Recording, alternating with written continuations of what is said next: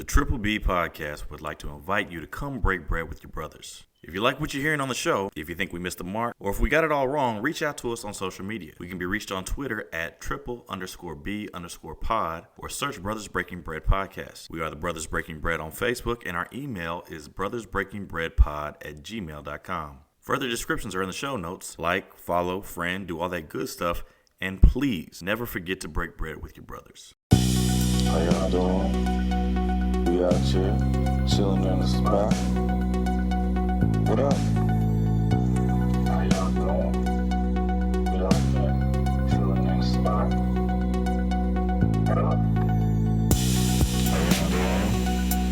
We out here chilling in the spot.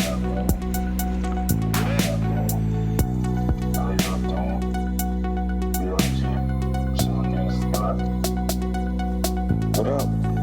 Hey, what's going on, y'all? Brothers Breaking Bread Podcast in the house. Hey. We're having a little potluck.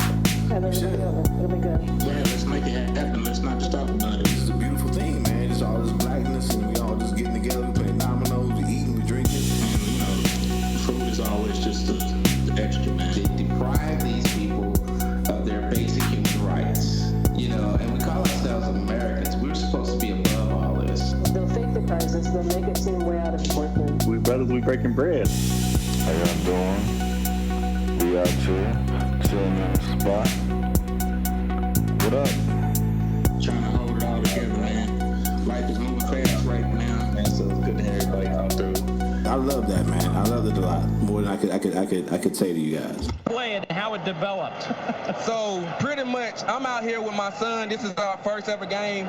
We just moved here to Houston literally in January, and I just wanted to make the moment special for him. As a father, I feel like it's my job to make sure that I give him the best moments. I apologize to the Astro organization. I didn't know it from, y'all gotta understand, when it's dropping down, it looked like it's coming directly to you. So I reached, and my body went for what I know. But we did have a wonderful moment. Okay, so you reach out. I guess we're going to have us a wonderful moment. A much better moment than what he had. Should we play a little bit more, fellas, so we can get a little bit more context of what's happening? Okay. And what was the reaction that you heard right after the play was over? The reaction was shock, disgust, happiness, sweat, a little bit of lust, baby. You feel me? I was in there feeling kind of hurt, but my fingers still shaking a little bit. The ball way heavier with the gravity. I'm not gonna lie to you. Charlie Ray, we gonna be on TV, baby. So tell me, it looked like that you went away for a bit and then you came back. How'd you talk your way back?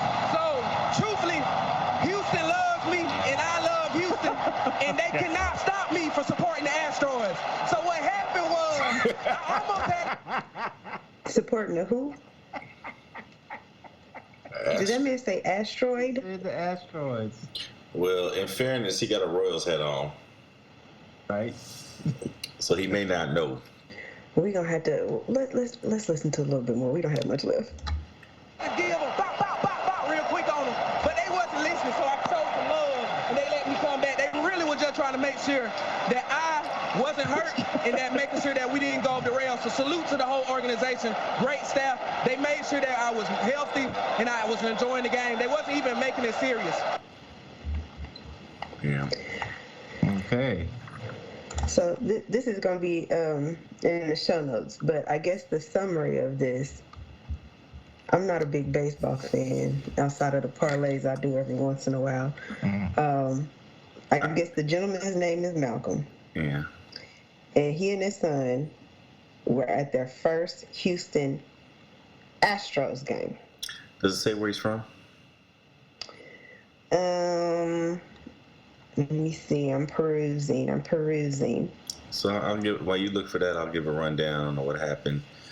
They were on the left field outfield wall, and I think they were playing the Yankees. The Astros were. Yankee left fielder was heading up into the stands, tracking the ball. He pulled a Bartman, which was mentioned in this article a little bit earlier, but Cubs fan back in the day reached over the wall and tried to grab a foul ball that was playable by the outfielder. In that particular situation, it screwed over the home team, the Cubs. In this one, it screwed over the Yankees, who were the visiting team. And so he reached up, tried to catch a foul ball. It moved the trajectory, so the Yankees player was not able to catch it. And, you know, it's a brother down there in Houston, probably doesn't watch a whole lot of baseball, sounds like. Was just kind of going for what he know. And, you know, it caused a stir. He got pulled up by the, you know, the staff of the Astros. Could probably talk it out a little bit. And returned for an interview. It was at Buster Olney. And I'm not sure if Buster Olney, but that's what the story said. Well, in the story, I don't know if the interview was. Might have been. But the point I'm making is that, you know, he was kind of colorful about it. He was enjoying himself. He had his kid there. You know, I don't know how many times he's been on TV before. So, man, salute to that, man. He was representing the town. He had a Royals hat on at the Astros game. So I felt that was the KC to Houston connect we got going on here. Oh, okay. You know. I respect it. I respect it. The nigga probably from Oklahoma, he confused that Astros game with the KC hat on. Yeah, probably. Did you ever find it out it was in there, or just?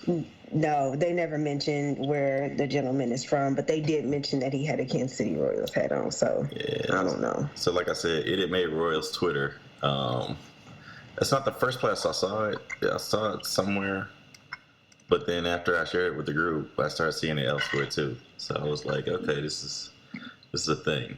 You know what I'm saying? Enthusiastic baseball fans, I'm with it. Yeah. Shout outs to the dad for making a memory with the son. Because that's going to be forever etched in memory. Yeah, most definitely. Hey, that's the best part. Don't forget that. Right. Damn straight. Yeah, I got apprehended by the Royal staff one time. Uh-oh. Do tell. Well, okay, so I was sitting behind home plate and caught a foul ball. I was still probably late 20s when it happened. You know what I'm saying? Not maybe as worldly as I am today. And like the Cubs, when they catch a home run ball and it's by the opposite team, you don't keep that ball. You throw it back in the outfield. You know what I'm saying? So the ball came to me. It was by I want to say a Detroit player, but I wasn't in the outfield. I was in the infield. I was behind home plate. So I caught the ball. It was like the last day of the season. I threw it. So I'm probably like 30 rows up, and I throw it back over the net onto the field, and I kind of get a standing ovation because it looks like I'm saying, I don't want this fucking foul ball. The Royals suck. It's like at the end of a horrible year. I don't need this fucking souvenir. Take it back. It lands between the home plate and the pitcher. You know what I'm saying?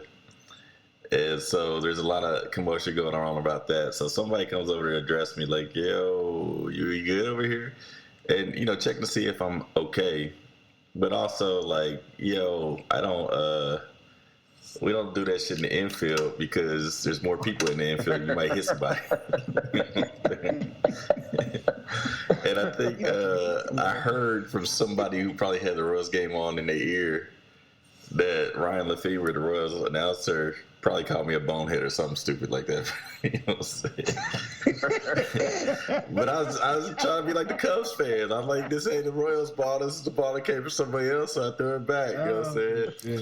And the people I was with was pissed off because, like, they was like, nigga, you could have gave that to me if you didn't want it. You know what I'm saying? So, but other niggas was out there like, hey, sign his ass up. That nigga threw this shit all the way back onto the field. He probably got a little arm. You know what I mean? Right. So they just gave me a little warning. Don't do that and enjoy the rest of the game. You know what I'm saying? That was in the past, Joe. Yeah, absolutely. Yeah. Nice. I'm glad nobody was injured. Absolutely. Right. Yep. Absolutely. That's the main thing. Yeah. Most of. The only thing was injured was the Royals record that year. Yeah. Since then, they won a World Series, so, you know. Yeah. Okay. And so have the Astros. So, salute. Shout out. All right. True enough. All right, fellas, let's check in before we get it in. All right. Since you off mute, how you be? Well, I'm doing okay and everything like that. Had a very interesting week. Well, I should say weekend. Very busy. Shooting my shot, as you know, I would like to put it. Basically.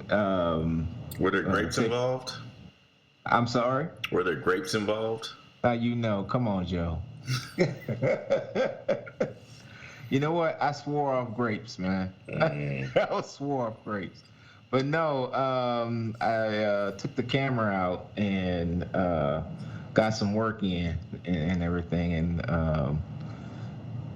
shout out to the model that I had last week. And it was a fantastic shoot.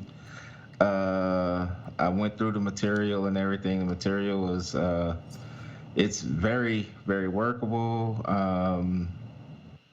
And, I just had nothing but good things to say about it. I mean, the time was fantastic and everything like that. And I also got a chance to get out to Lawrence, Kansas and take shots out to the sunflowers, and that was pretty relaxing and everything. All in all, pretty good week and everything, stress-free, very relaxing, very humbling. Yeah, good deal. Good deal. All right, who up next? All right. I don't know, host, who's next? I know, showrunner, run the show. All right. Since I'm off mute, I'll go ahead and go. Honey Bun's checking in. Let's see. This week, I feel like short week is the longest. Nope. Uh-oh. You go last. You run the show. You go last. So I'm gonna tell you. You broke protocol. Okay. All right. Protocol. We got standard operating procedures up They there? are. I'm surprised you don't know by now. We got Robert's Rule of Order. Is that what we operate? That's pretty much what we do. Uh-huh. All right, Cole. I'll pass it on to you. You let me reclaim my time? Cool. Let me take my ass on mute before I get violent. What up, man? I'm chilling. I'm enjoying myself over here looking at all these spoiled KC fans be tight about what happened a couple days ago or yesterday. It's kind of funny to me. Nigga. Nah, fuck that. I'm interrupting. Robert's Rule of Order without the window. This nigga Kadarius Toney get a source of my side eye, nigga. Fuck that shit. If he catches one of them passes, we win that bitch, bro. Right. Nigga, did you see the fucking screenshot of him touching the ball before it was a pick? Oh yeah. I was like, how does he miss this catch? Like, this is crazy. Yeah, that shit came up like one of those little voiceovers, and this resulted. Yeah. 6 points. This is crazy. This is wild. How does this result in 6 points for Detroit? How? Nigga, how? Exactly. Oh man, that shit. No, that was crazy. I didn't even watch the game, but shit, I've heard all kinds of echoes about what was going on, so I had to pull up the highlights, and yeah, it wasn't good. It was hard. It wasn't good, man. But no, on my end, ain't nothing going on, man. Just doing life, doing this thing, man, and balls off and running in all directions. So, nigga, I'm doing my best juggling act right now. So, but on the other, that's all good, man. All good with me. Shit, he out here clowning, doing his juggling act, huh? Hey, man, I'm doing my juggling act, man. Yeah. That's all. Making it work. Good to hear. Straight up. Good to hear. Coach? What up, cousin? What you got for us? Yeah, I was probably gonna use that as my source of my side eye.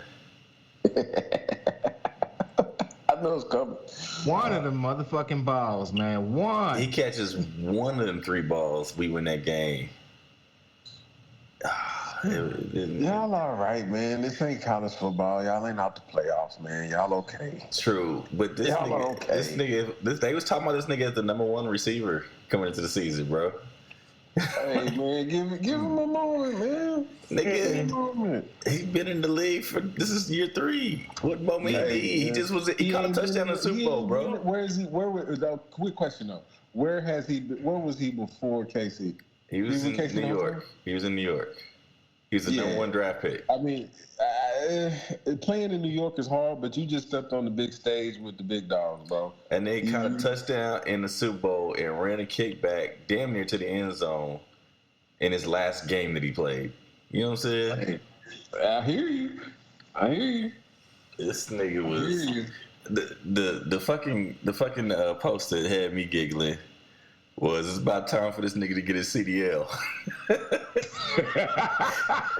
Yeah, they was on his ass. It might be time for this nigga to go take that CDL test, man. He gonna be driving these trucks. You know what I'm saying? I don't know, man. He fucking up the game, bro. Yeah, they was on his ass. That's fucking hilarious right there. Damn, the internet don't miss. And then the clips of what Chris Jones was saying after the game. I know he was being petty as fuck. What did Chris say? No, I mean it wasn't him. It was what fans was suggesting he was thinking. Suggesting he was thinking, yeah. Yeah. Now Chris, I think was cool. He was at the game, surrounded by mob bosses or something. I don't know, some Italian mobsters. Yeah, those are his agents, and I hear that they're very unsavory creatures. Apparently so, because this nigga should be signed up by now. You know what I'm saying? Right. I don't know, man. I won't speak on that nigga's money. You know what I'm saying? I feel like they should be able to bridge the gap. But what I saw yesterday is I think the defense will be decent without him. I don't know if it'll be enough to beat some of the elite teams without him. Mm-hmm. But the defense will be solid without him. You know what I'm saying? It was not having Travis Kelce that kind of fucked us in the game. Yeah, I agree. And I was What's wrong with him, by the way? He tweaked a knee in practice. Hyperextended his knee. Hyperextended, yeah. So, in abundance of caution, it was a non-league game, non-conference game. You know what I'm saying? He's in his 30s. Get healthy. Mm-hmm. Let's look at the long run. You know what I'm saying? Right. I just called a game. I called a game last week too. Let me do that because it's been a while since we recorded. Called a game last week. Finally got invited back to Kim's alma mater because I had been blackballed for about since the pre-pandemic. I had been blackballed from calling games at their school, and so I guess everybody who remembered what the fuck I did has moved on to greener pastures. And so, and plus I got some people on the inside over there who love me. You know what I'm saying? So I was invited back with welcome arms and called the game there, and it was a good, you know what I'm saying? Good. I mean, the game was a little lopsided, but it was lopsided in Lincoln's favor. So you know what I'm saying? I brought them good luck because they got blown out the week before. You know what I'm saying? So I'll probably be doing Lincoln's games going forward. I called a game today, which was our co-op team. So how's that going? Clearly not well. We got blown the fuck out. Yeah, we got blown the fuck out. So what they did, and this is fucking stupid to me, you know what I'm saying? But we had problems recruiting kids and getting them out for the teams. And I get it. Like, that's fucked up. But I'm thinking it's more bad coaching than it is. Like the school has shrunken in size, but kids still want to play football. You just have to give them something to believe in. You know what I'm saying? And so I think if you have good coaches, you'll be able to fill out a team, and you'll be. mildly competitive. I'm not saying that they would have been, compete for state titles or anything like that. But I think you'd win games against teams of that are like your size, and maybe have a puncher's chance against teams that are considered to be better.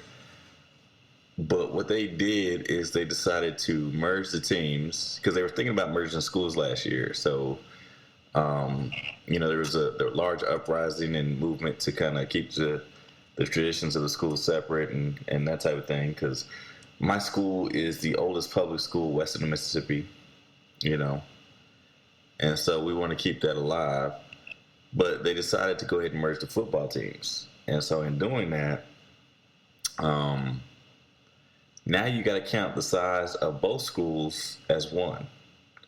So if we got 380 kids and they got 380 kids, well, now you're talking about 700 and some odd kids, which bumps us up a class. So, and then you're trying to merge the schools, but it's going to be at their facility, not ours. And so kids from our neighborhood don't want to go play in their neighborhood. They don't want to support a different school. They want to play for their school. They don't want to go play for that other school. And so you only get like a few diehard football fans over there. So you merge the schools to get like maybe 6 athletes, 6 additional athletes. You know what I'm saying? But now you got to double the size of the population. And so you're playing against, instead of class 3 schools, you're playing against class 4 schools. It's a whole different world. Whole different world. And I'm like, this shit doesn't make sense. I say, keep the school separate. Hire a goddamn coach. You know what I'm saying? Get some people in there who know how to fucking hire a coach. You know what I'm saying? But, I just been working there for like 24 years. You know what I'm saying? I don't know shit. I just, got state trophies and all-state athletes and shit. I don't know shit. You know what I'm saying? But anyway, I called the game and we got beat up. But what was interesting to me is another thing I had an issue with is they tried to merge the cheer squads because they merged the football teams. What? Yeah, nigga. What? They tried to say because we merged the football teams, now we need to merge the cheer squad. That's the dumbest shit ever. Oh, it's a fucking Title IX violation if you ask me. Right. Yeah, that's too. So I started asking questions and people was pushing back because like, what are you, the cheerleading cross country coach? I was like, no. No, I'm the cross country coach who may have some cheerleaders on his team. So what they were going to do is they were going to have our girls bus over to their school like the football team does to go practice. And I was like, but if I'm trying to get some kids over here to share some time, you know what I'm saying? That fucks me in the game. That was the stupidest shit ever. It's the stupidest shit ever. It's busting fucking cheerleaders. That's nigga. Yeah. But I can see busting cheerleaders if you had 2 or 3. But it's a whole fucking healthy ass cheer squad. It's like 20 kids. They got a whole varsity and JV. Like you can get the girls to cheer. You couldn't get the boys to play football. It is because you could. Yeah. It's because the football team sucked. If you get a coach in there, they might be cool. Right.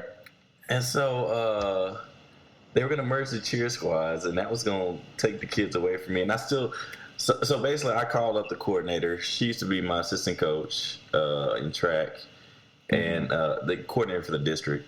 And so they basically had a meeting like the next day, and they decided, okay, we're going to keep the cheer team separate. They're going to, I think, communicate maybe via video some of their cheers and maybe try to learn each other's cheers, which I think they were a little reluctant to do because, this proprietary shit, you know what I'm saying?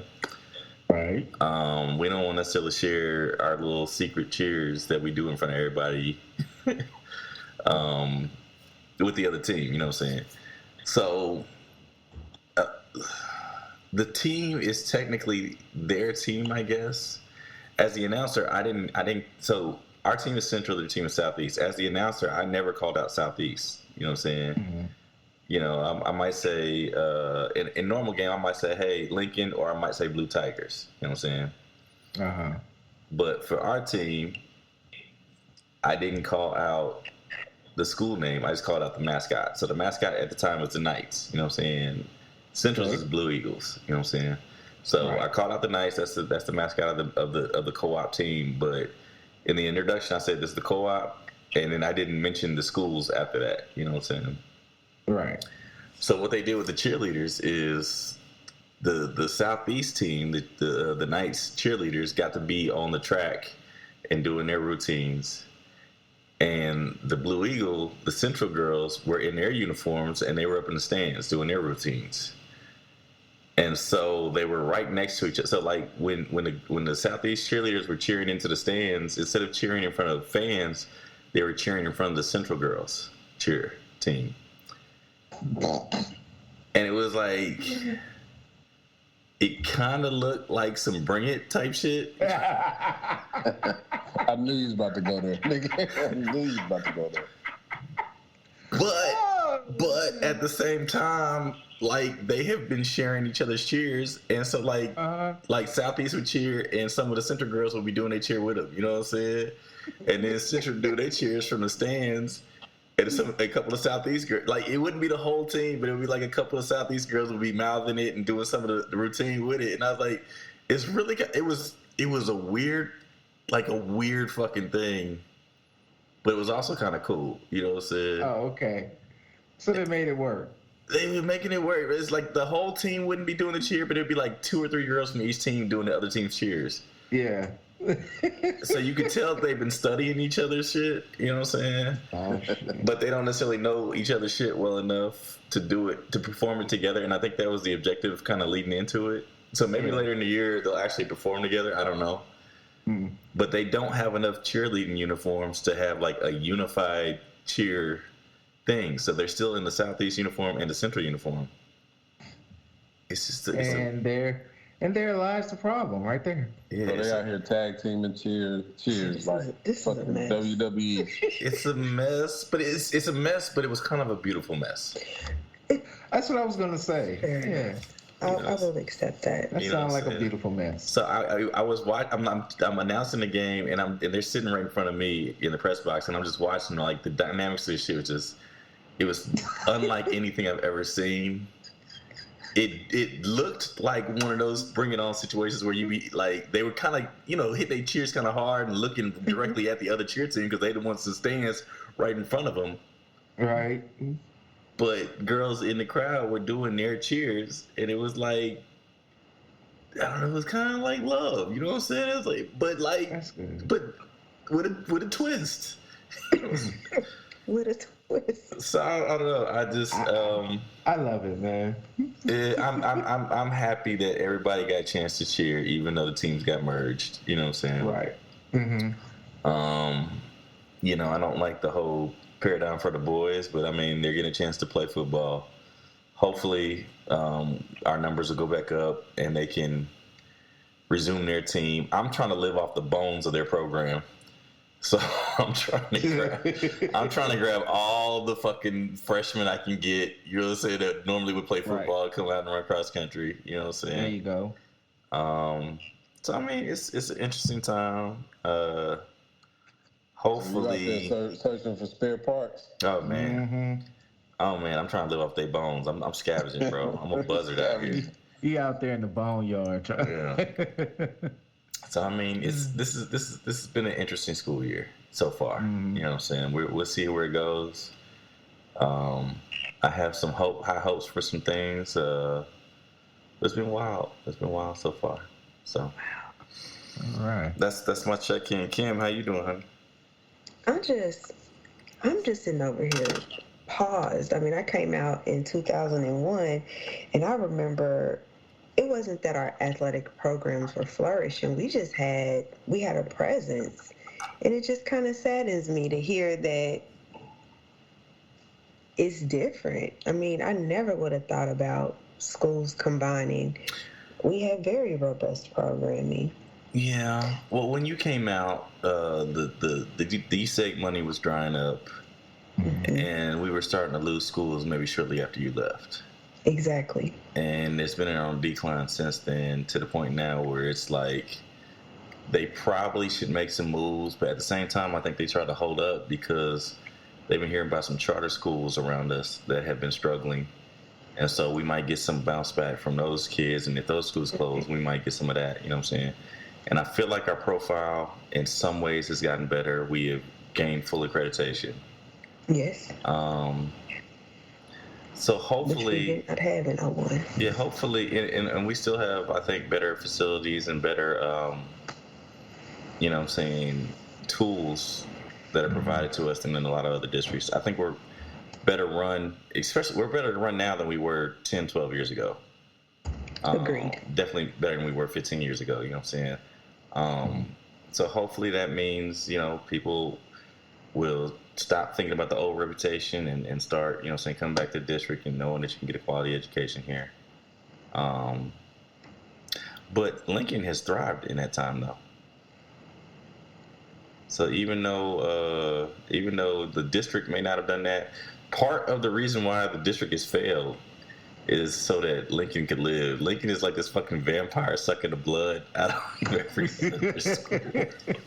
Sucks the blood of their spawn.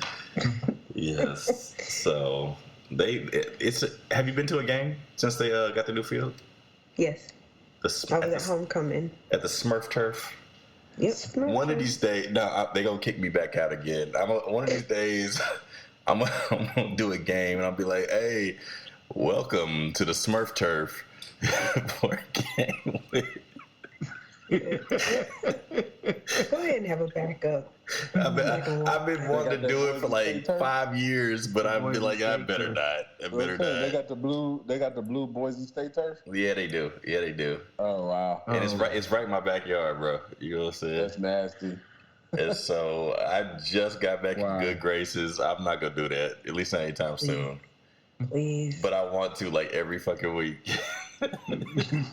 Why? But it's a really nice environment. It's a really nice environment to watch a game. You know what I'm saying? They have an energy over there. They have a lot of school spirit. They've been competitive a lot recently. And so it's just if you haven't, Kim, you say you've been there, but you know what I'm saying? Yeah. Maybe you need to come to a game when I'm announcing. You know what I'm saying? I have to do that. I have to stop through. The Castle on the Hill has the best views. Lincoln has some awesome athletes. We lost some awesome athletes. So yeah, that's. Speaking of which, the guy who paid for the Smurf turf was trying to sack Pat Mahomes on Thursday. So Charles Harris, shout out, you know what I'm saying? You got the dub. You know, he was involved. I don't know how many tackles he got in on, but he did get in on some pressures. And so you know, so saying Lincoln alum? Yep, Lincoln alum. And you know him because he was at Mizzou. You remember him, right? Charles Harris? Yeah. Got drafted, like, I want to say 4th by Miami, kind of fizzled out there and bounced to Detroit. He was my ADP, my homeboy who I came through the frat with, was his coach, both in football and track. You know what I'm saying? So he was at the game, you know, watching after his pupil. You know what I'm saying? So salute to that too. Kim, I'm just taking up your whole fucking... No, that's okay. I had to go back down memory lane for a second. Lincoln, it was the best of times, it was the worst of times. So for my check-in, this week has been, like I was saying, I feel like the shortest weeks be really the longest, but finally kind of settling into my position and getting to meet some pretty awesome people within the organization. Team is just about all solidified, so that's well. It's just a lot of increase. Definitely in a good space. Been hitting the gym, so I'm feeling better, thinking clearer. So things are good. things are really good. Plus, I get to celebrate my homegirl's 40th. So, Lauren, happy birthday to you, sis. Many blessings to you. And we was talking about Lincoln. Lauren and I met at Lincoln Middle. So, and her father and my father were fraternity brothers. And so we knew each other before we knew each other, per se. So, anywho, let's jump into these tabs. There's a middle school too? Yep. Yes. Mm-hmm. Wow. Yep. Right across from Niles' home. Yep. Niles' home been there forever. Right around the corner from me. Mm-hmm. All right, so we're gonna hop into this first story. I need to set this up right. Okay, so we haven't been back in school for 2 whole ass months yet. Here come Florida. Okay. Now we're gonna get to this audio. They had an assembly at this beautiful elementary school, Bunnell Elementary School, and they singled out all the beautiful Black babies. And I imagine it was some brown ones, like some Hispanic children, but I'm gonna stick to the story. Okay. So now they're doing an internal investigation because this school principal and a teacher, I guess, thought this would be a good idea. I'm trying to figure out why the audio isn't working.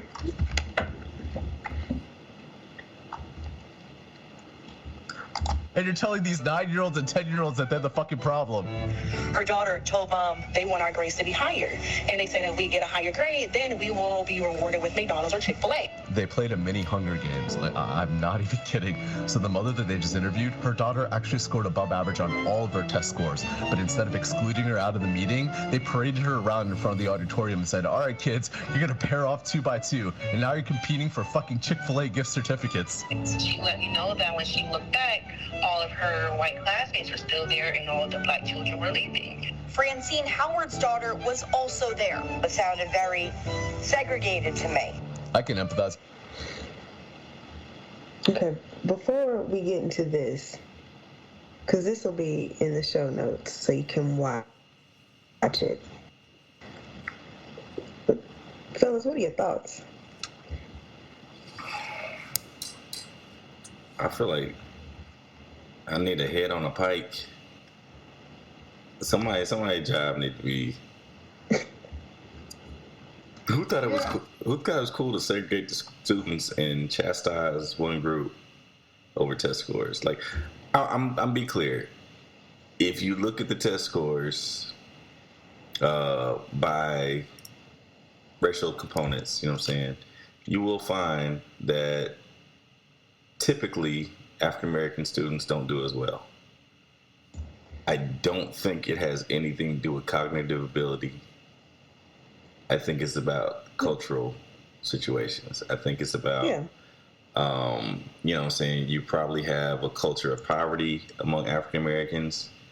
So they're probably working late jobs, so they don't have time to read to their kids, and they probably weren't read to themselves, so it's not part of their culture, you know what I'm saying?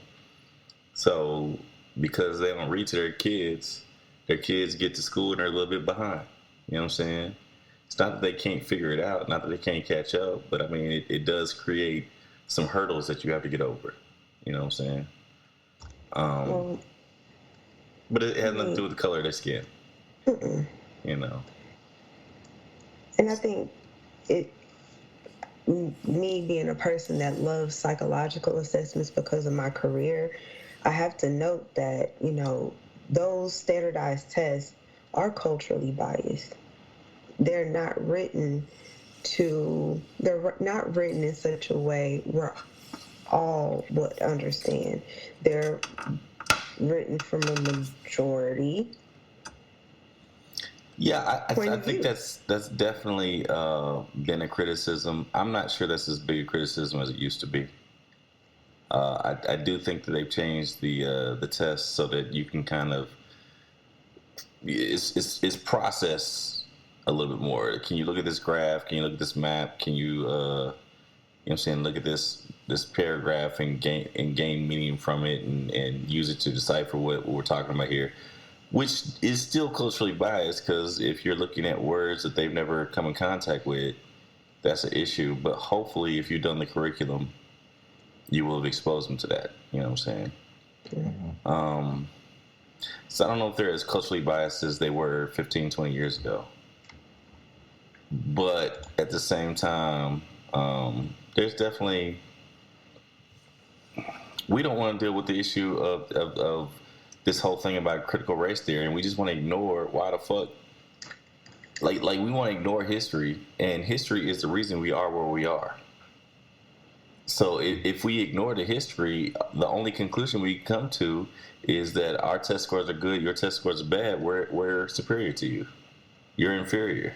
You know what I'm saying? Mm-hmm. And that's the harm of this whole Florida mindset of ignoring critical race theory. And now we're going to bribe kids to do better with Chick-fil-A. You know what I'm saying? So I don't know. It's... I think, man, in Florida, it's like, to me, it's like, it really is like a social experiment going on. Like they're practicing not saying the quiet things out loud. They're actually doing them. Mm-hmm. And that's a big fucking problem because, you know, as much as we see it, you know, motherfuckers get desensitized to it and kind of pass it off as just, oh, Florida being Florida. But like they're doing that shit like out loud in front of you. I mean, to reference, oh, I'm sorry, go ahead, Tim. Oh, what I was going to say was, to me, Florida is single-handedly bringing back Jim Crow. I mean, they're doing it through education. They're doing it through, you know, different aspects and all that and stuff like that, attacking history and whatever. But they are, to me, single-handedly bringing back Jim Crow. I think they're remixing it. Yeah. Yeah, well, yeah. I mean, not that they're not bringing it back. I just think they're remixing it and it's going to be totally different, but possibly worse. Yeah. I can agree with that. Like, we have never given Florida America's Asshole Award. We haven't? No, Mississippi and Georgia beat them out. Mississippi and Georgia at have the last second. Yes, they have. They just had good years. You know what I'm saying? Mm-hmm. But like Florida has been that consistent performer that they've always been the bridesmaid but never the bride type shit. Right. Buffalo Bills. Yeah, but ain't the Buffalo Bills and this shit. The fucking always in it. the fucking Minnesota Vikings and this shit. You know what I'm saying? Yes. But I don't know, man. They might pull it off this year. They might pull it. I mean, what are we? 9 months in? 9 months in, and they have been showing out this year in 2023. Showing up or showing out? Yeah, they definitely been showing up. So I mean, unless some real fuckery happens in the last half of this, like last quarter of this year, maybe somebody can snatch it from them. I mean, Mississippi is working hard to maintain. Mississippi is like Clarence Thomas. You cannot deny them, nigga. They will find a way to win. Like Georgia cleaned up their act this year. Georgia's like, I get it. I don't want to be in the running for that no more. Yeah. We ain't heard from Georgia all year. Cleaned up their act though. Like, nigga, we gonna put Donald Trump in jail. Yeah. We get out of it. We indicted, nigga. We got the fucking. We the only ones who got a fucking picture of this nigga. Right. Yeah. Yes, they are. So. I feel like that. You know, when they be like, bring back the head. I feel like that picture was just like. It was just for our souls. Like I smiled really hard when I saw that one. Yeah, it needed to be done. So I mean, with Florida out here, they working double time, and they like, look, man. You know, we are consistently, you know, All-Americans at this shit. It's time we get this MVP popping. You know? That's right. We got 3 more months. We got it. Yeah, we got to beat Mississippi. Oklahoma and Ohio State forever. Yeah. There's some boomer Sooners out this motherfucker, man. But you know. Damn. Well, I don't know. I don't know, fellas. I wasn't expecting, and again, this is gonna be in a. If I remember to not close out the tabs, this will be in the show notes. So y'all watch this in the show notes. Watch it all the way to the end, because this is the part right here. We got more, right? Go ahead and run it. We ain't got shit else to do. Teachers in this country are treated like shit and poorly underpaid, but like, I mean, goddamn, I don't think live action Lord of the Flies is like the solution to our poor education system. I just kind of feel like somebody should be emailing the superintendent to get rid of some teachers. Now, those that know me know I am a good email writer. And so y'all watch it to the end. I think Sis's email address may have been there. Yeah. I'm sorry, Tim, what were you saying? Go ahead, Tim. Oh, I didn't say anything. Okay. I just wonder what made these teachers and principals think it was okay to segregate a fucking assembly and call the fucking black kids to browbeat them in better grades. Or better test scores. There was a statement. Y'all you know why? You know why though? Let me hear it. Let me hear both. Go ahead, AC. Segregation never happened according to critical race theory. Yeah, it doesn't exist. It never existed because I know Mississippi is making to where, or at least the school district of Mississippi was like, you can't study anything past 1972 or something stupid. Right. So it doesn't exist. Yeah. So whatever they're doing is normal. It's just process. You know what I'm saying? So my brothers don't know this about me, but I stutter. And F words are the ones that get me. So y'all gonna have to say that F word, because otherwise we'll be here 20 minutes me stuttering over it. Can y'all read that word? Flagler. Thank you. County Interim Superintendent Lashaka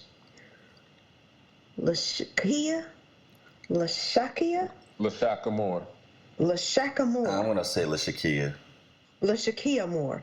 If you have to break it down phonetically. I'm just telling you, I've seen Lashaka like that before. But it's the I. Like Shaka Khan? The I right there at the end, I think that's Kia, bro. Kia. I'm not disagreeing. Go for it. Okay. Are we gonna have a debate over this? Oh, nigga, I do this shit every day in class, nigga. Especially the beginning of the school year, when I be trying to apply fucking English rules to niggas' names, and they be looking at me like I'm crazy. You try using the Queen's English. Hold on. I'm this poor little baby. This poor little baby. She don't listen to the show. None of her people do, I'm assuming. You know, unless we blow the fuck up, if somebody go back and retread this, I'm sorry. What you mean, poor little baby? I got a baby name. Okay, it's spelled. Y'all read your Bibles. Y'all heard of Thessalonica, right? Right. Okay. Thessalonica. Okay, so I read it like the Bible. I said, "Hey, Thessalonica Johnson." You know what I'm saying? I'm not sure what her last name is, but I know the first name. Okay. I was like, Thessalonica. She was like, that's not my name. It's Thessalonica. I was like, it's not my fault. It's not my fault. Yo, mama spelled it like this word we all know is a thing, and then expected me to apply some different rules to the shit for your name. You know what I'm saying? I don't know what to do. Why did the Bible, that's the book for me, just pop up in my head? I wasn't ready for that one. Sorry, y'all. I was like, it's Thessalonica? Okay, bet. Okay, whatever. Like, in English, this is what this says, but okay. You know, so somebody did that shit to me. It wasn't that name. It was some other name, and she had been just like gone for 2 weeks. Mm-hmm. Like, we've been in school for 3 weeks. She's been gone for 2 weeks. You know what I'm saying? I'm still learning names. I read her name out loud, and she gives me this fucking wild ass side eye for getting her name wrong. And I'm like, I read that shit by the fucking standard ass rules. I can't help your mama's interpretation. And you ain't been around for 2 weeks to help me with it. You know what I'm saying? No. Help me help you. So I don't know what to Looked say. at that nigga Joe, man. She looked at that nigga Joe like, I will not have it. I will not have it. That sounds like a fucked up Tubi movie. So anyway, like she's not gonna get suspended no more. Well, and I can't. I'm assuming she was suspended. That's unfair. There's probably so. I'm going with Sha'Carri more. I don't know. It may be something else. It may be Shaka, but that's what I'm going with. So go ahead.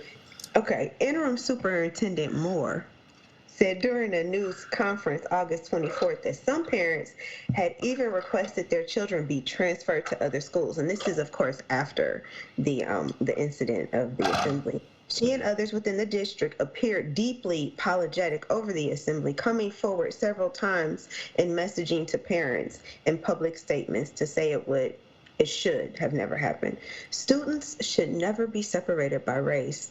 We acknowledge that this and other subgroups of students must improve, but our commitment is improved academic achievement for all students.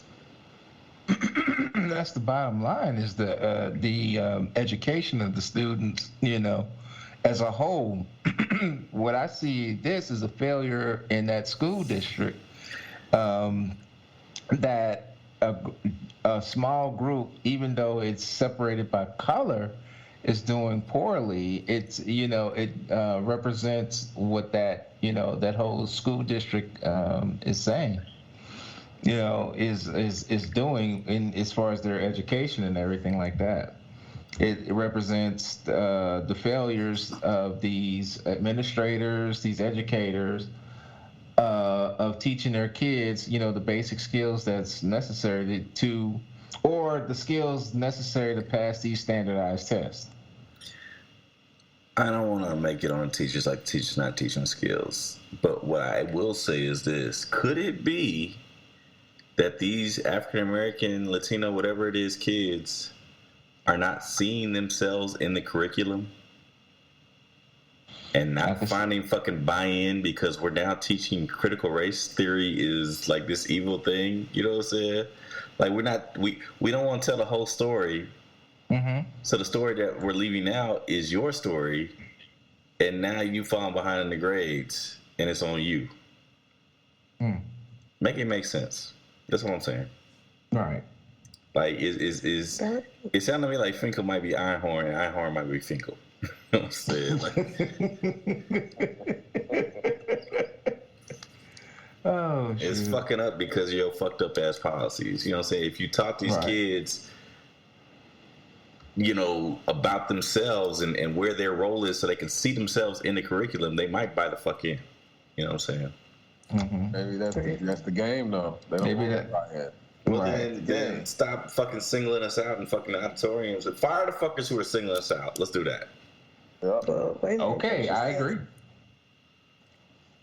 Speaking with Mrs. Evanson, it is clear that no malice intended in planning this student outreach. Was Pusha T there? Was Pusha T there? I'm the only one who got the AC. I know you got that. Come on, man, stop. I missed it. She said no malice intended in planning. He said, was Pusha T out there? Okay. I got you. And the clips, nigga. Right. All right, sorry, my bad. That was a clips joke. Go ahead. Okay. It says, however, sometimes when you try to think outside the box, you forget why the box is there. The statement reads. Wait a minute. Kim. I don't like that. What did she call it, though? An outreach? Is that what she called it? Yes. An outreach? Yeah, call it planning this student outreach. Yeah. The choice of words I just have to reflect on it sometimes. An outreach. Okay. Not a singling out. Not a singling out or calling out, but it was an outreach. Okay. It was an out something. Yeah. I mean, if you look at the numbers clearly, if you look at the numbers clearly, on these tests, African Americans underperform compared to their peers. But I think that Florida has gone the other direction of blaming it on critical race theory and basically doubling down on the shit that's fucked them up in the game to begin with. You know what I'm saying? Because it's not like they stupid. It's just they don't see themselves in the curriculum. To me, you know what I'm saying? Yeah, they just gonna see how far they can go with it. Yeah. Right. Fuck Bunnell. And I know this is slightly off topic, but there was an article that we covered, I believe, a couple of weeks ago in regards to Minnesota and their feelings. They're doing something with their education. I can't remember all the ins and outs of it, so y'all have to go back and look or listen in the notes for that one. But whomever is now like at their board of education originated from Florida, came from Florida. And so, Florida is set standard of fucking up the educational system across. They had somebody from Florida that went to Arkansas and stopped them from teaching my first hour class at AP African American Studies course. Wow. Yeah. Yes. And it was like the last fucking. I don't remember if we covered it because that might have been in the middle of some fuckery that was going on. Did. We probably did. I'm just not 100% sure. But you know what I'm saying? That is this Florida outreach going into other states and spreading the poison. Yeah. Okay. Ooh.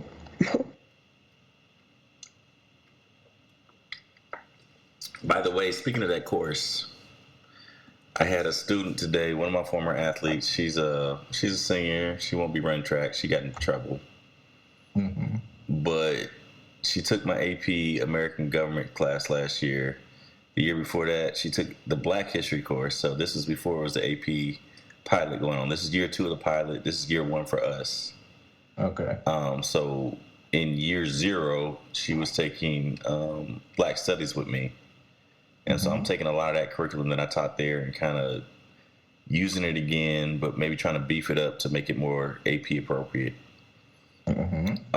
But she told me today, Monday, I will be in your course first hour because I love some AP curriculum. And I was like, girl, you already took the class. She's like, no, correction. I took Black History. I want to take AP African American Studies. So wow. I was like, all right, baby, I'll see you on Monday, So I mean, I think it definitely has a place. I think it has to happen, and I think Florida's got the shit wrong. I think it gives people a sense of pride. People want to know where they come from. People want to know their history. When I talk religion, kids peek up because they know of it, but they don't know about it. You know what I'm saying? Right. And they need to understand where they come from. They crave that shit. You know what I'm saying? And Florida's doing it the wrong way. Okay. So. Yeah, I mean, kids' brains are like sponges, man. They want to absorb knowledge, and Florida is constantly and continuously wringing the sponge out. Well, hey, I told you, bro. You like you like one of the front lines. Like we said, you got one kid interested. There's several more behind that. So, if we get kids fighting for it, man, you may have an opportunity, man. So, shit, keep doing that. Yeah, man. Plant those seeds. Water that soil. Straight up. Okay. I think the part of this story that kind of, we talk about mental wellness, we talk about pouring into our children, self-esteem, self-worth. If all of this is being done, and yes, they claim that they were trying to do something great, but the self-esteem and self-worth of these young people, they don't, I think the story goes on to say that there was one young lady that was singled out because she had the highest test scores. That could make her that could be a target for her that she didn't have to deal with before. And I don't even know if they can really technically talk about that type of stuff in a public setting, can they? Isn't that kind of like a violation? FERPA. Yeah, FERPA laws. So they were talking about her test scores in front of the whole population. Yeah, you can't be identifying how people did, even if it's in a positive light. Now, if she gave permission to do that, maybe. But yeah, to single somebody out, say you did good or you did poorly, that's clearly a violation of FERPA. So,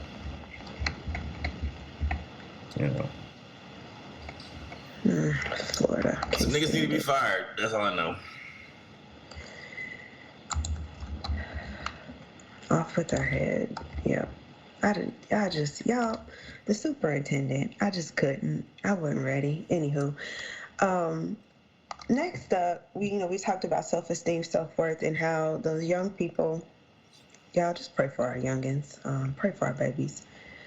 They're up against a lot. This article is from Fatherly. I stumbled across this one. I think I brought this one to the group. This article talks about how, everybody talks about how mental health and mental wellness is all these things, right? Like you need to have like your therapy, you need to have your spiritual guidance and support, you need to have a POMS support system, all this, that, and the third. They really kind of broke it down to just 3 basic needs, and they took it down to 3 concepts. The article is a really good read, but I'm going to just jump into the meat and potatoes. So the first one is they call these pillars, right, or just concepts. But the first concept is competence. And it's really just discussing the need to feel like you understand something to capacity, like, and then to have a healthy seeking of it, of the capacity. So like if you have an interest, making sure that your interest is for you and that you enjoy it. I'm gonna read some of the article because I'm kind of summarizing it. Okay, competence.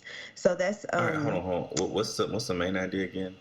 The main idea is like they're breaking it down into 3 simple steps. Breaking what down?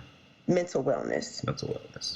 Mental health. Because a lot of people try to say that mental health and mental wellness is all these things, and it could be all these things depending on where you are in your journey. But they're saying if you focus on this self-determination theory, what you'll see is that there's really simple, these 3 pillars. So the first pillar is competence, and that is developing autonomy in a certain area of your life. It sounds real simple, but it's kind of effing hard. What does that look like?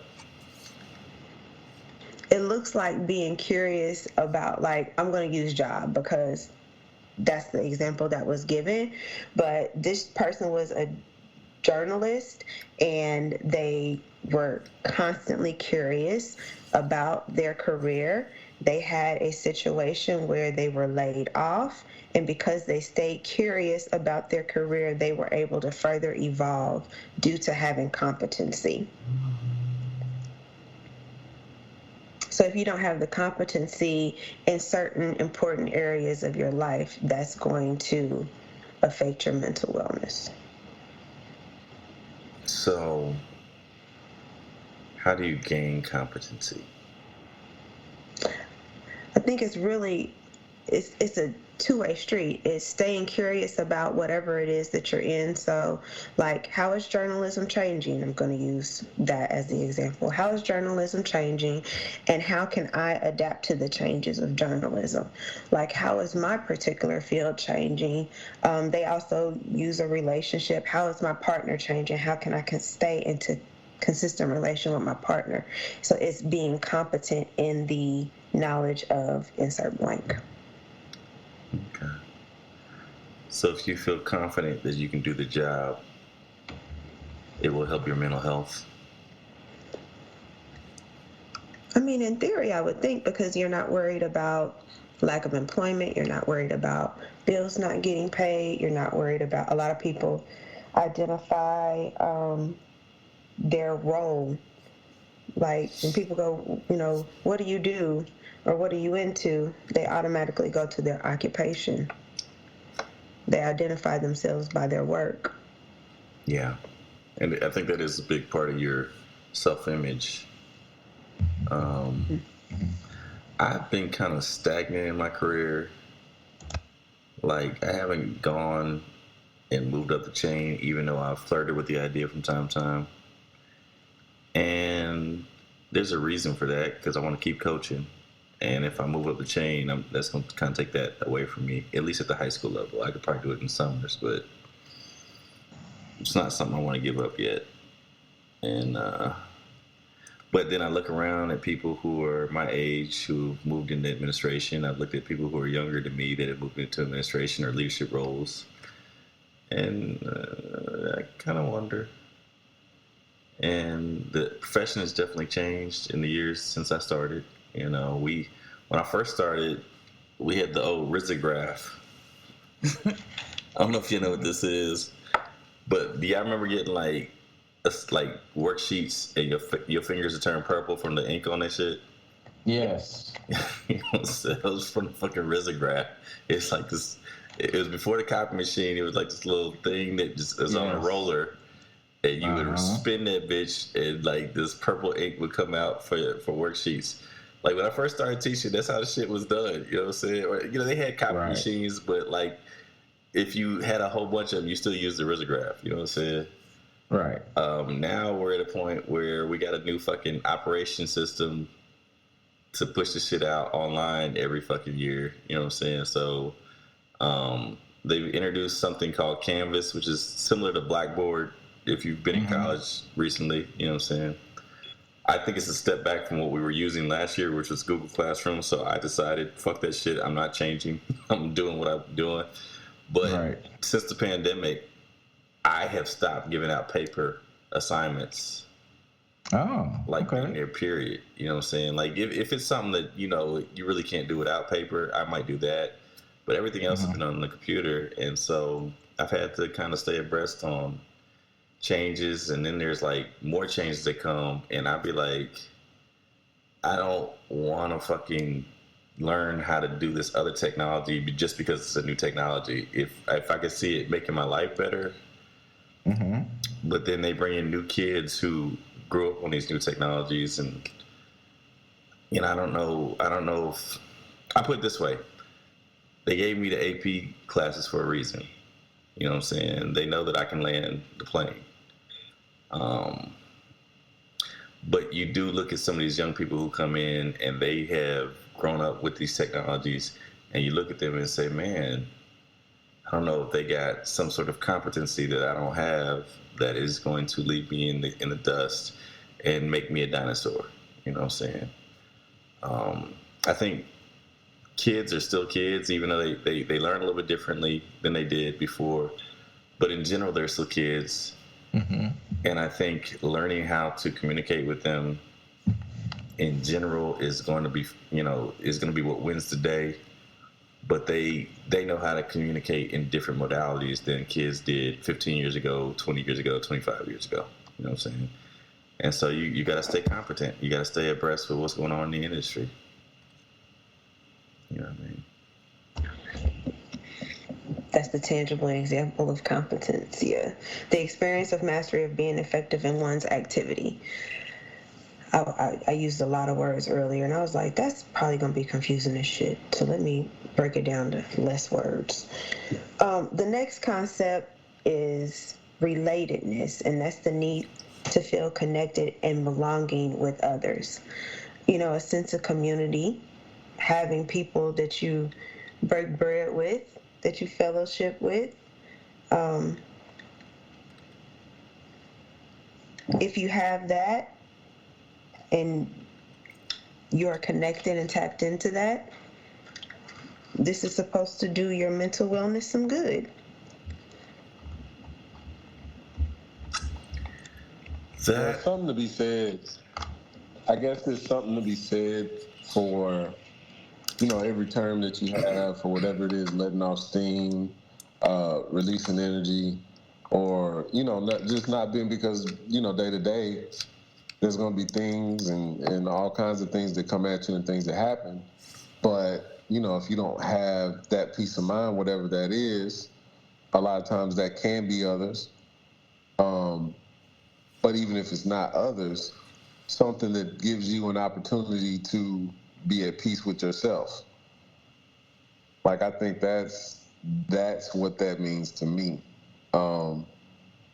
Just to be able to move throughout a space where you can be yourself no matter who's around, person or not, I think is absolutely important to mental health. Because I've seen people drive themselves crazy from holding stuff inside like that. I mean, I think that's why we did the podcast. That's why the Brothers Break Bread. I think it's been a time on a weekly basis where we can kind of convene and decompress and talk about, the stresses we had this week, the side eyes we have, the joys. I think people have grown together. We've actually broke bread. We've come together and, and met with people that we had no clue who they were. Didn't even know they existed before we started the podcast. You know what I'm saying? But now we're inviting them to important moments in our lives. And I think that is a beautiful, context to kind of, work on your mental health and, just become connected with other people. Connection is key. All right, the last pillar is autonomy, and that's the feeling one has choice in endorsing. The feeling one has choice in willingly endorsing one's behavior. I'm going to say that again.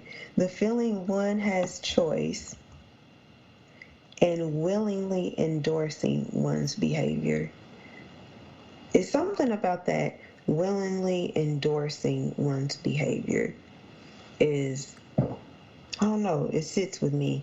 Like maybe sometimes when these other two things are out of whack, maybe we make choices, say things, and do things that are not endorsing our normal behavior.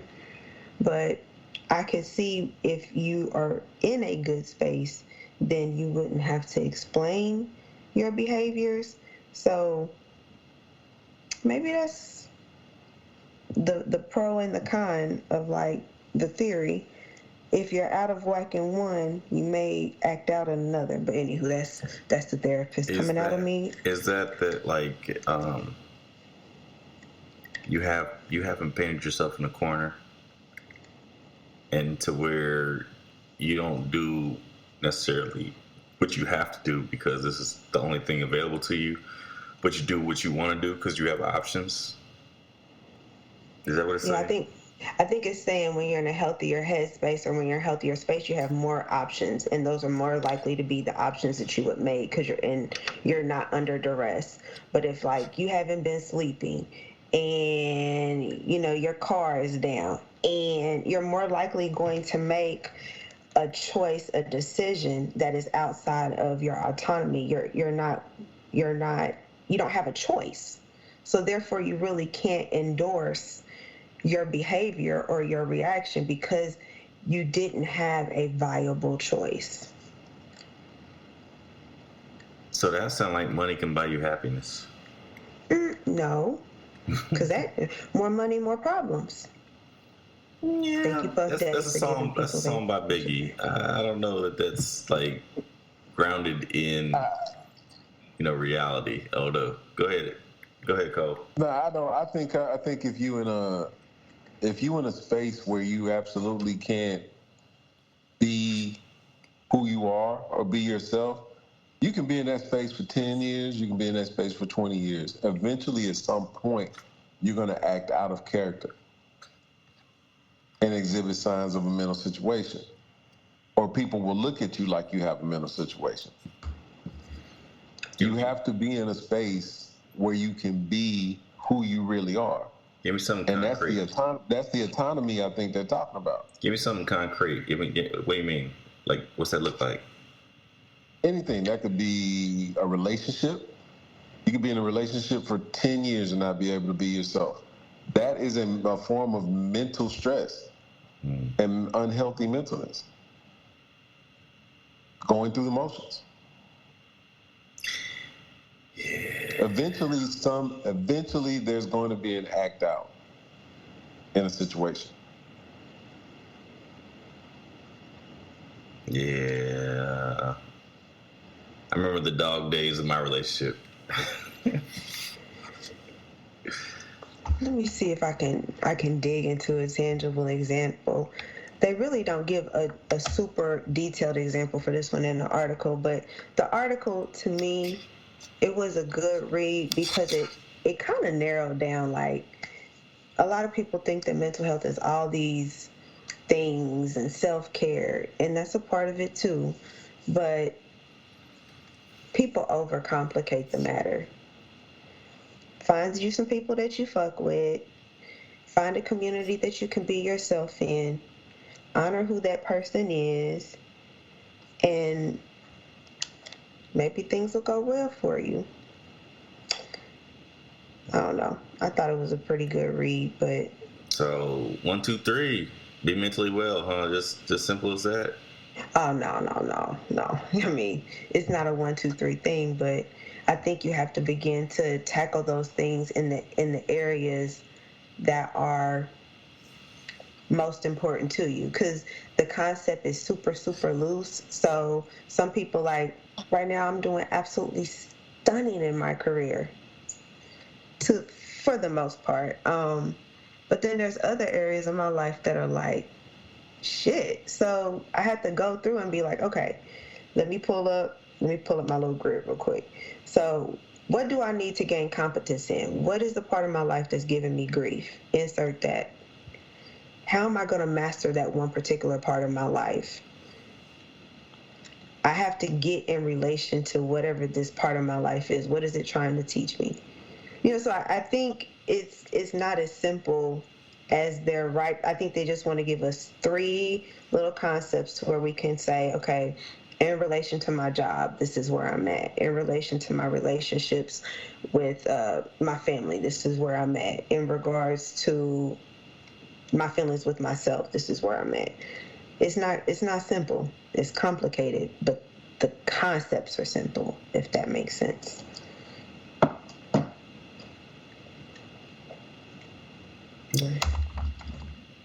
Okay, we're gonna move in. Move on. So no excuse to be mentally ill now. No. Mental wellness. Oh, mental illness is different. So mental wellness is not the opposite of mental illness. No. Oh man. Like, if you come off of anesthesia, look, I'll use me. When I come off of anesthesia, I have visual hallucinations. I'm technically mentally ill. I'm coming off of a medication. That is a mental illness. But if I wasn't under duress of the anesthesia, then I'd be my mentally well self. And I see bubbles, so it's not like it's a scary one, but I see lots of bubbles. Bubbles? Yes, bubbles. Bubbles. Like Finding Nemo, like bubbles.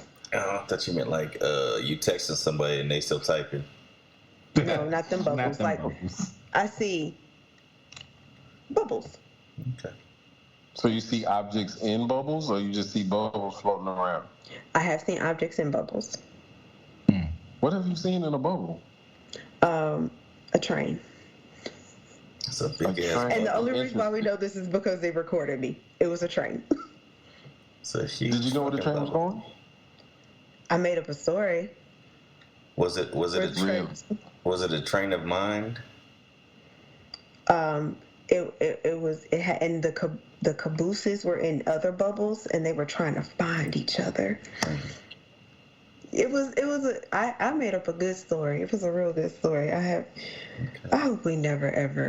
I hope my phone never ever gets lost, because I think I may add that to the cloud. Anywho, sorry. Was it like a diary of this recollection? Yeah, there's a video of this? Yeah, it's a video of them. Yeah, it's a video. Yeah. Of the bubbles, or of you seeing the bubbles? Of me describing what I was saying, because somebody was worried.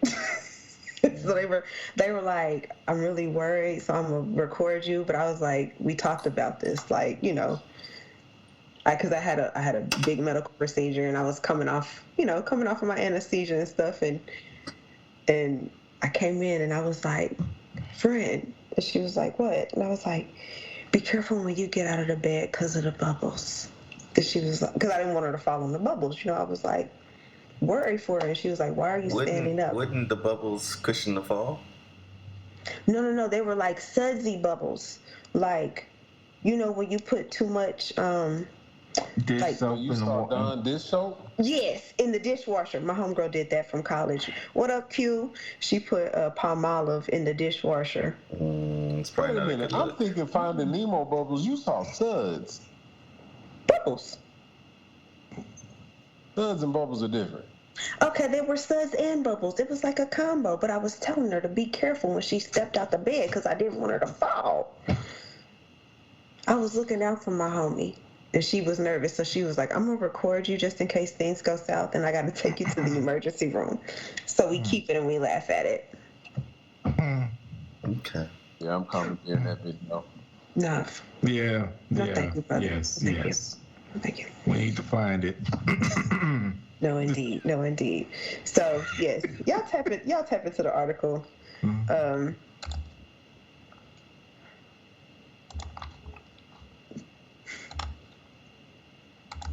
tap into the article and see, check on your mental wellness, okay? We need to talk. Yeah, we really need to check on your mental wellness about the Suns. I'm good. I told you I was under mental duress because of anesthesia. I'm good now. Only thing I see is AKA bubbles. I thought she was saying that the train was in the bubbles. The train trapped inside a bubble, like one big fat bubble. Oh no! And the train was. Sorry. Now I got it. Okay, I digress. My Kim, bad. I thank you for sharing that with us. I appreciate you for stepping out on faith. Yeah, I'm not That's sure. my fault, man. That's my fault. I got caught in the quicksand. I just kept asking questions. Miss Kim was at a phone party. No. Basically, coming out of anesthesia. That's what it sounded like to me, that you was at a phone party out of anesthesia. It sounds to me like she was at a fragile state. It was a fragile state, And so of course. I appreciate her sharing that. Yeah. Yeah, I started staring off into space. I thought about the phone parties back from Dillard University. Oh no, circa no. Let's not. No. Anywho, no, right. Let's not go. No. Let's tap into sports before. Yes, let's go to sports. We go back down memory lane. Moving on. Moving on. Coco.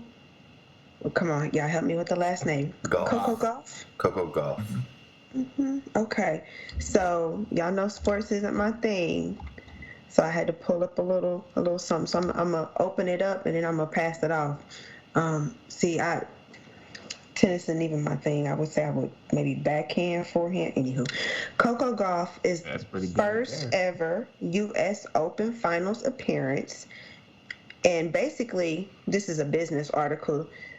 She's selling shit out. It says the ticket. Yeah, I mean, this is the New York Open. She's an American girl, but beyond being an American girl, she's an African American girl, and she's kind of picking up the baton from Serena and Venus. Right. And so, anytime a black girl in tennis, specifically American, is doing something, folks like black people are showing up and we're curious. You know what I'm saying? It was Naomi Osaka a couple years ago. Naomi has been going through her own struggles with mental wellness. Right. And so she's been trying to recover for that, and I think she's gotten back on the tour. When Gauff made the final, Naomi was in the crowd. And Naomi just had a baby, right? I believe so. Yeah, that was talked about in the interview. So they in the interview they were talking to Coco about Naomi, and Naomi's probably maybe 4 or 5 years older a few steps ahead of Coco in her development, and so I'm sure she's probably looked up to her to some degree. I'm sure she's probably leaned on her to some degree. I'm sure there's probably not a whole lot of African Americans, you know what I'm saying, on the tour, so they probably aligned themselves and probably made friends. But it was kind of an awkward little part of the interview where they kind of stopped talking about what you did and your accomplishments and talk about this person that's sitting in the stands over here. You know what I'm saying? Right. But like I said, Naomi's been on her own mental wellness journey. And Coco, I think, is just kind of coming into her own. And again, I'm sure she looked up to her in that path. But definitely looked up to Serena, definitely looked up to Venus. And she is about to make history tomorrow by being the first American teenager in the U.S.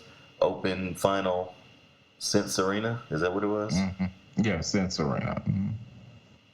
So, I mean, that in itself is an accomplishment, and I hope that she can pull it off and win this thing. I think she's ranked 6th. I don't know who she's going with. I think the 1 seed got bumped, but this might be like the 2 seed. I think that she's got to go against. I'm not sure. So, well, good luck to that young lady. Yeah, man. Yeah, that is some good shit right there.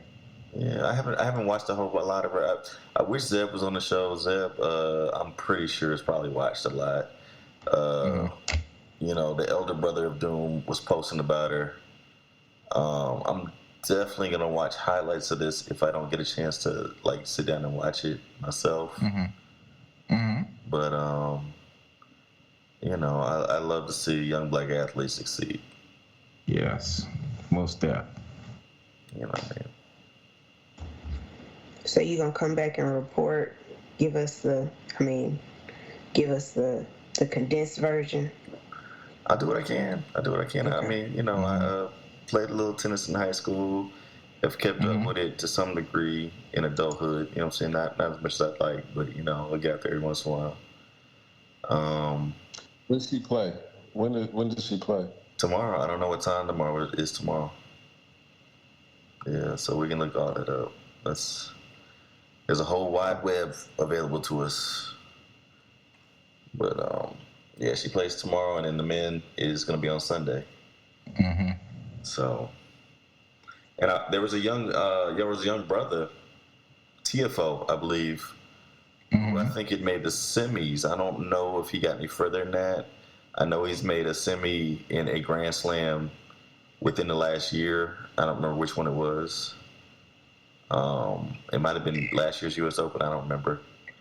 But so there's a young brother that's making some strides too. You know what I'm saying? So looking forward to see. I love to see black excellence. You know what I'm saying? Of course. I love American excellence, but when that American excellence is on the back of black folks, I'm really up for it. You know what I'm saying? So we're gonna see. Yeah. Kudos and congratulations to that young woman. Can I have a quick shout out to Sha'Carri Richardson? Go for it. I know it's been, you know, probably about a couple weeks since she's broken records and things like that. But shout out to her, man. What an amazing journey for her. You know, to be, you know, marred by media and to come out, you know, rising like the phoenix. You know, that was some good stuff. She's marred by media. She kind of stubbed her own toe, though. Yeah. But, you know, media, you know, played its part into it as well. True. It definitely got echoed. Yeah. It definitely got echoed. But, you know, but the point is that she's rising and she's, you know, and she's doing very well, very, very successful in her journey. And her journey continues. Yeah. a former assistant coach of mine moved to Dallas and became an assistant coach at Dallas Carter. I may have mentioned this before, but when Sha'Carri was coming through high school, she was her assistant coach. You know what I'm saying? And so she was telling me that Sha'Carri was on the way. I didn't know that she was going to be this good, but I was getting word that she was going to be, you know what I'm saying, really solid. She was telling me that she was pretty much single-handedly leading into state championships. Wow. And, you know, she had a little help, but, I mean, she was leading the way. Right. And then I really started to figure it out when she made it to LSU. Like, I knew she was going to be good out of high school because I saw the times. But I didn't know she was going to be a national champion as a freshman. I did not know she was going to be a world champion. You know what I'm saying? Right. And so she got interviewed. The coach got interviewed by a Dallas news station after the World Championships, and she sent me that video. And so there's a lot of pride going on in Dallas. There's a lot of pride going on in the track community. There's a lot of pride going on in the LSU community. Right. There's a lot of pride by Americans. And I think for me, former assistant coach of mine and I had a discussion about this, and he was of the mind that once she screwed up that situation, she was done. She was going to fall off the face of the earth, and she was never going to be what she had the potential to be. I was like, this is a blip on the radar. Right. She's going to rebound from this. It's going to make her stronger. And I loved hearing her words during her, her path towards the World Championship. She basically said that she was done paying attention to what the world's opinion of her was. She was more concerned with what her own opinion was and her own goals. And I think that is definitely a step in the right direction for mental health and autonomy. What was the first one, Kim? What was it? Competency. Competency, yeah. So I think she was definitely building up her competency and training to make sure that she was, at the position she was ready to go. And she was basically able to make decisions for herself and be in the place that she wanted to be. And ultimately, I think being whole allowed her to perform at her best. And I'm sure that's what's going on in Naomi's life, and I'm sure that's what's going on with Coco Gauff. And so, I love it when young black people are doing the thing. You know what I'm saying? Yes. So living in their purpose. Love to see it. Yeah. Salute. Fellas. We done got them all done. Hey. All right. So, dang it. All the tabs have been tabulated. Any questions, cares, concerns, screams of outrage? I have none this week. Okay. Yeah, I want to know if you can land this thing. You hear me over here stalling, right? Read the picture on your wall. It's all the way in the kitchen, y'all. Okay. I said I was going to write it down too. So all the tabs have been tabulated. We did what we came to do. It was another good one, fellas. I think, I felt like this was a slow week, but we did that. Proud of us. Thank you all for coming together. I always appreciate coming together and breaking bread with my brothers. And so to the brother and the sister that's not present, y'all are in thought and mind as well. Still trying to figure out the words, so I'm stalling. Come on, y'all. Shit. Say the lines. I feel like we in church when the preacher need to wrap it up. We need a benediction. I'm waiting on the benediction. Here's the altar call. Yes, here's the altar call. Altar call's already been done. Now we here. It's noon. The game about to start, Rev. Okay. Never, ever, ever, ever, ever miss a moment to break bread with your brothers and sisters. Y'all get off this Skype and leave me alone. We out.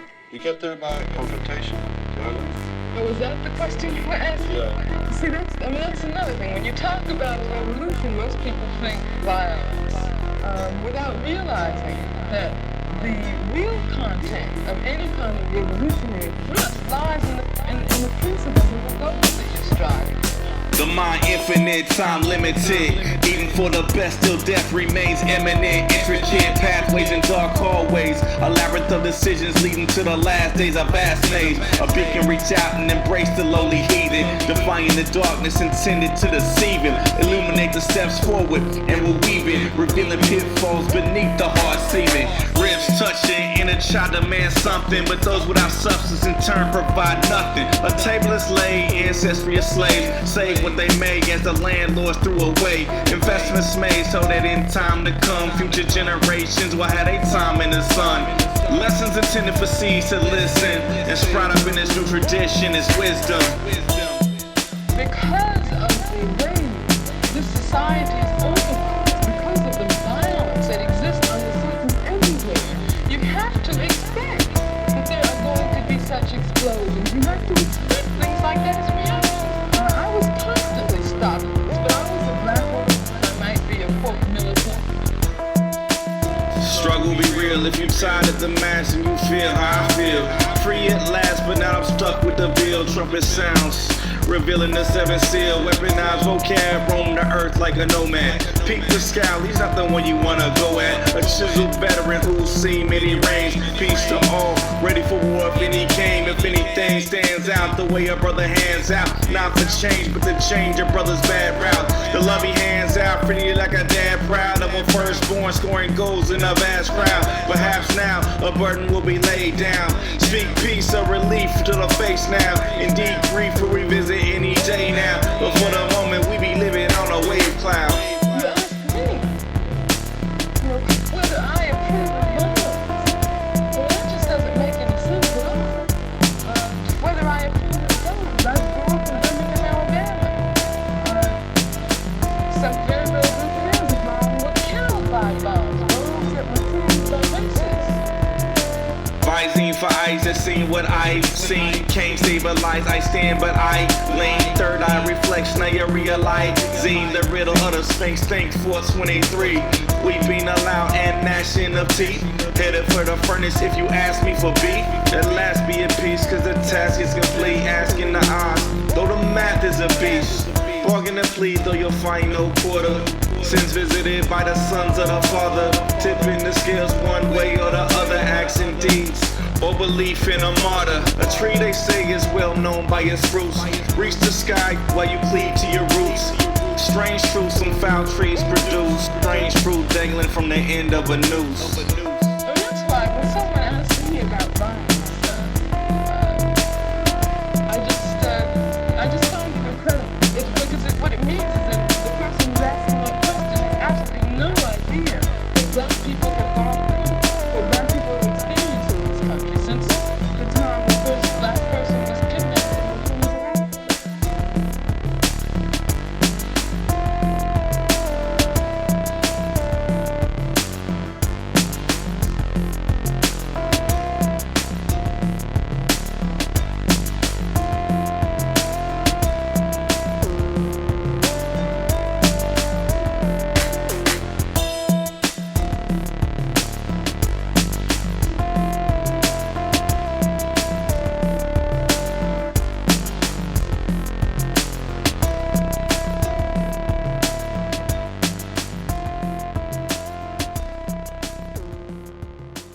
Master dates. That was where you take yourself on a solo date. If they were having a hard time getting through that, it's a new concept called master dates. It's another one that I saw where you basically rent out your bed to someone else. Isn't that prostitution? No. Because you're not sleeping, you're not having physical intimacy with them. You are sharing. You're literally sharing a bed. They're coming in, they're sleeping in your bed. You don't even have to sleep in your bed, and you're charging them to literally sleep in your bed. It's called Airbnb. Yeah. But you could be in the bed with them. That's not Airbnb. So that sounds like a hostel. Okay. A hostel. But what are they calling it? Oh, shoot. What was it called? Airbnb.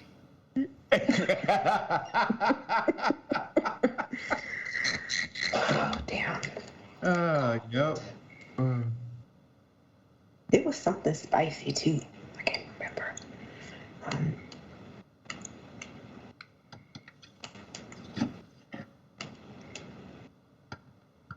Hot bedding. Yeah. Hot bedding typically involves strangers sharing a bed to save on rent. Similar to hot desking, hot bedding typically entails tenants coordinating shifts for bed use. Damn. We out here sharing beds. Sad times. Yeah, it is.